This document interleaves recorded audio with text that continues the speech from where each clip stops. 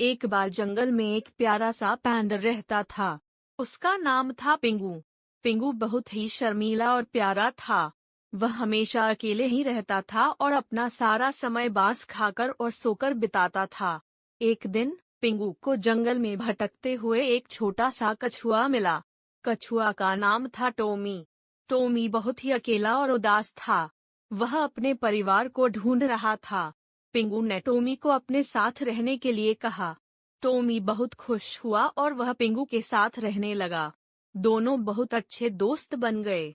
एक दिन जंगल में एक भूखी शेरनी आई। वह पिंगू और टॉमी को खाना चाहती थी। पिंगू ने टॉमी को छिपने के लिए कहा और खुद शेरनी का सामना करने के लिए तैयार हो गया। शेरनी ने पिंगू पर हमला किया, लेकिन पिंगू बहुत चालाक था। उसने शेरनी को जंगल में भटका दिया और खुद भाग गया। पिंगू जब सुरक्षित जगह पर पहुंचा तो उसे टॉमी याद आया। वह जल्दी से वापस जंगल में गया और टॉमी को ढूंढने लगा। आखिरकार पिंगू ने टॉमी को एक झाड़ी के पीछे छिपे हुए पाया। टॉमी बहुत डरा हुआ था। वह पिंगू और टॉमी को खाना चाहती थी। पिंगू ने टॉमी को छिपने के लिए कहा और खुद शेरनी का सामना करने के लिए तैयार हो गया। शेरनी ने पिंगू पर हमला किया, लेकिन पिंगू बहुत चालाक था। उसने शेरनी को जंगल में भटका दिया और खुद भाग गया।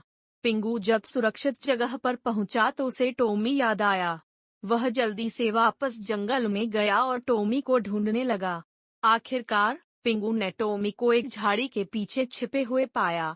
टॉमी बहुत डरा हुआ था, लेकिन जब उसने पिंगू को देखा तो वह बहुत खुश हुआ।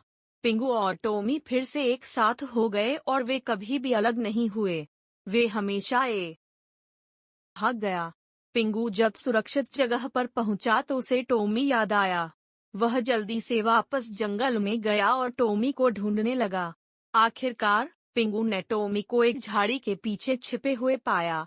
टॉमी बहुत डरा हुआ था, लेकिन जब उसने पिंगू को देखा तो वह बहुत खुश हुआ। पिंगू और टॉमी फिर से एक साथ हो गए और वे कभी भी अलग नहीं हुए। वे हमेशा